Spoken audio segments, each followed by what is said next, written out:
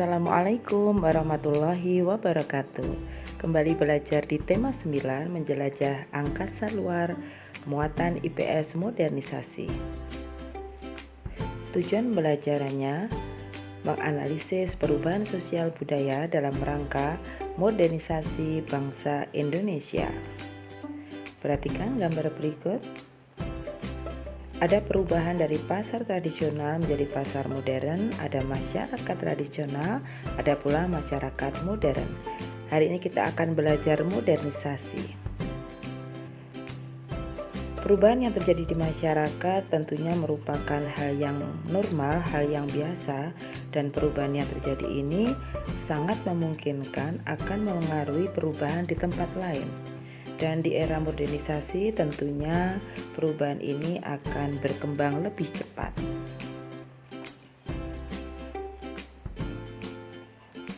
Modernisasi adalah perubahan masyarakat yang bergerak dari kondisi tradisional menuju masyarakat yang lebih maju atau proses menuju masa kini atau masyarakat maju.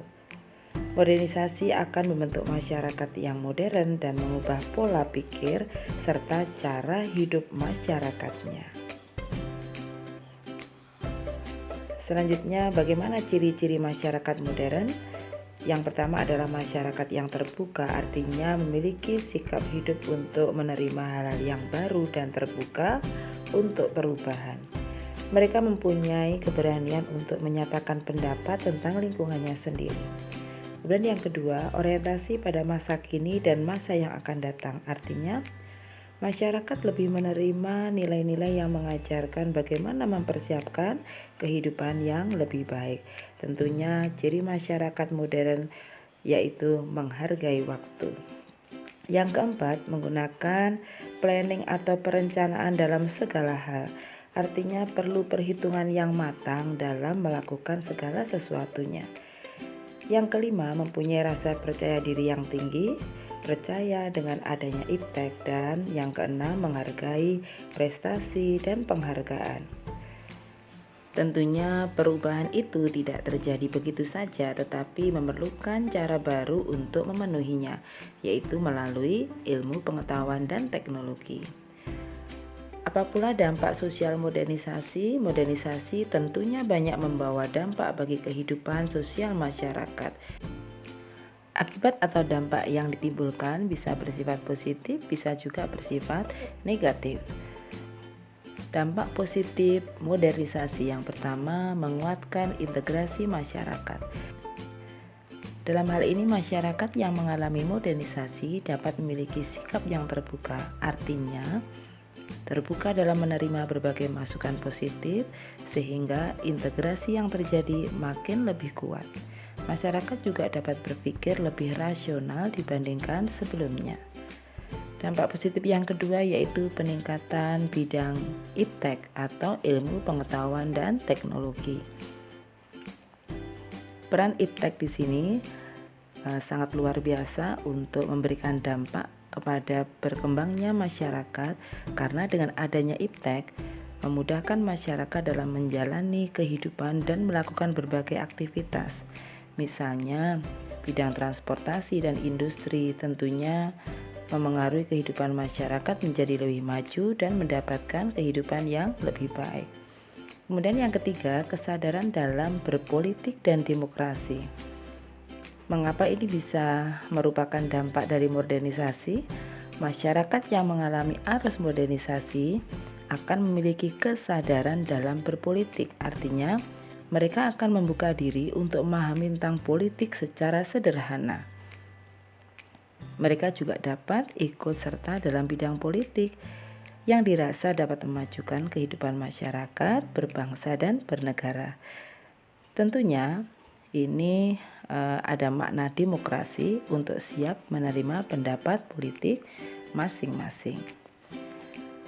Selanjutnya, apa pula dampak negatif dari modernisasi? Yaitu yang pertama, kesenjangan di bidang sosial dan ekonomi. Modernisasi bisa menimbulkan kesenjangan. Hal ini dikarenakan masyarakat yang mengikuti modernisasi bisa dikatakan memiliki keadaan ekonomi yang memadai. Dan sebaliknya, masyarakat yang tidak bisa mengikuti modernisasi akan cenderung memiliki keadaan ekonomi yang kurang baik. Nah, inilah ketika masyarakat tidak bisa mengikuti arus ini dengan baik, maka akan muncul semacam jurang atau kesenjangan di bidang sosial dan ekonomi. Yang kedua, terjadinya pencemaran lingkungan. Tentunya modernisasi ini terjadi di berbagai sektor, termasuk sektor industri. Dan bicara tentang industri, biasanya akan berdampak kurang baik bagi lingkungan. Kita ambil contoh limbah hasil produksi yang sudah menjalankan modernisasi. Terkadang ketika tidak berwawasan lingkungan, maka kemana limbah ini akan dibuang? Jika tidak ada planning, maka bisa mencemari lingkungan sekitarnya. Dan yang ketiga, peningkatan angka kriminalitas. Peningkatan angka kejahatan ini tentunya mengancam keselamatan masyarakat dan harus dikendalikan. 4. Pola hidup yang konsumtif. Pola hidup konsumtif merupakan konsumsi barang dan jasa secara berlebihan yang sebenarnya barang dan jasa tersebut tidak dibutuhkan. Maka untuk mengatasi hal ini, kita harus mampu memilih kebutuhan secara selektif dan kebutuhan yang sesuai serta baik untuk kita dan lingkungan sekitar. Yang kelima, gaya hidup meniru budaya barat. Bicara masalah budaya barat, tentunya semua orang ingin merasakan atau bahkan tertarik dengan budaya barat yang masuk. Tapi perlu diingat bahwa tidak semua budaya barat cocok dan baik untuk ditiru dan diterapkan di Indonesia. Oleh karenanya, jika ada yang diadaptasi adalah hal negatif dari dunia barat, maka akan menggeser nilai kepribadian bangsa atau menggeser nilai kearifan lokal dan budaya asli masyarakat. Oleh karenanya, sikap kebarat-baratan yang negatif ini harus kita seleksi, sesuaikan dengan kepribadian bangsa. Tidak semuanya harus kita adopsi atau kita tiru. Contohnya, ketika kita bersifat individualistik, tidak peduli dengan lingkungan sekitar, mungkin hilangnya nilai kesopanan pada orang yang lebih tua. Dan era sekarang bahwa budaya anak muda menghormati orang tua ini sudah mulai sudah mulai nips. Nah, disinilah bahwa generasi penerus bagaimana membudayakan atau menjaga kepribadian bangsa Indonesia. Dan dampak negatif yang keenam adalah kenakalan remaja. Kenakalan remaja itu merupakan tingkah laku maupun tindakan remaja yang tidak sesuai dengan norma sosial, agama, dan hukum yang berlaku tentunya di masyarakat. Remaja yang dimaksud di sini adalah mereka yang berusia 12 hingga 18 tahun, misalkan karena ingin bermain game online, atau remaja yang terlibat dalam kriminalitas atau kejahatan. Kita belajar modernisasi teknologi transportasi. Transportasi masa kini telah menunjukkan kemajuan pesat, baik transportasi darat, laut, maupun udara. Sarana transportasi bisa berupa pesawat, kapal, mobil, kereta api, dan sepeda motor atau yang lainnya. Sedangkan prasarananya yaitu stasiun, bandara, terminal, pelabuhan, jembatan, dan jalan. Transportasi darat ada satu tradisional, cirinya tidak bermesin, untuk angkutan barang dan orang, hanya melayani pengangkutan jarak dekat. Kemudian yang kedua, transportasi modern, umumnya menggunakan mesin untuk angkutan barang dan orang, melayani pengangkutan jarak jauh maupun dekat. Kemudian perusahaan negara yang melayani angkutan darat, yang pertama adalah PT Damri. PT Damri singkatan dari Jawatan Angkutan Motor Republik Indonesia, dan PT KAI Persero atau Kereta Api Indonesia. Mari mencoba mengidentifikasi perubahan yang terjadi sebelum modernisasi dan setelah modernisasi. Untuk transportasi darat, tenaga penggeraknya sebelum adalah mengandalkan tenaga manusia dan hewan. Kemudian setelah modernisasi, menggunakan mesin tentunya dengan kemampuan yang berbeda.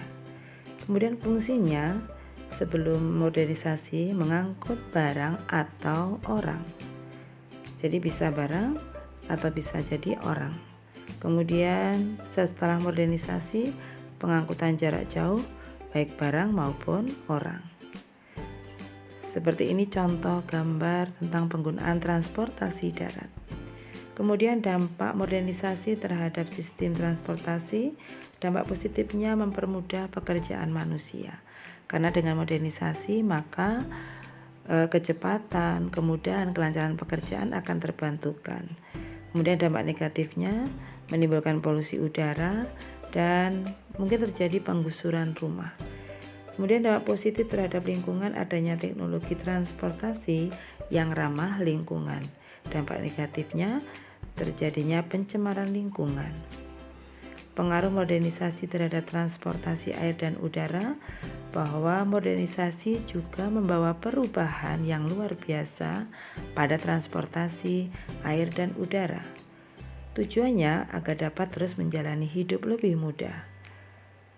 Sebelum modernisasi, transportasi air menggunakan perahu dayung, rakit yang menggunakan tenaga manusia, dan perahu layar yang menggunakan angin.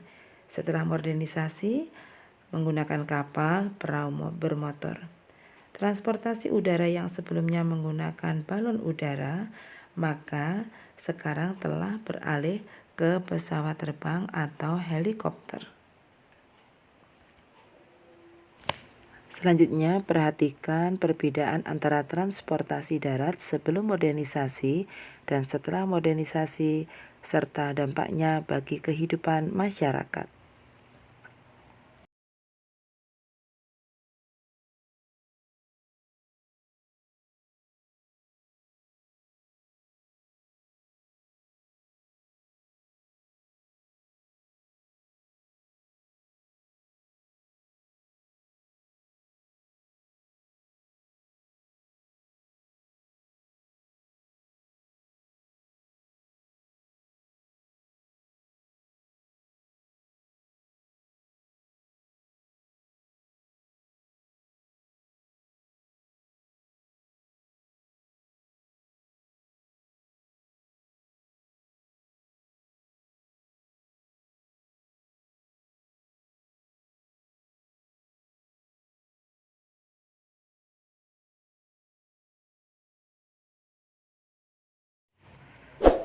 Demikian pembelajaran tentang modernisasi, semoga bermanfaat. Jangan lupa subscribe, like, and comment agar video ini bermanfaat. Alhamdulillahirabbil alamin. Assalamualaikum warahmatullahi wabarakatuh.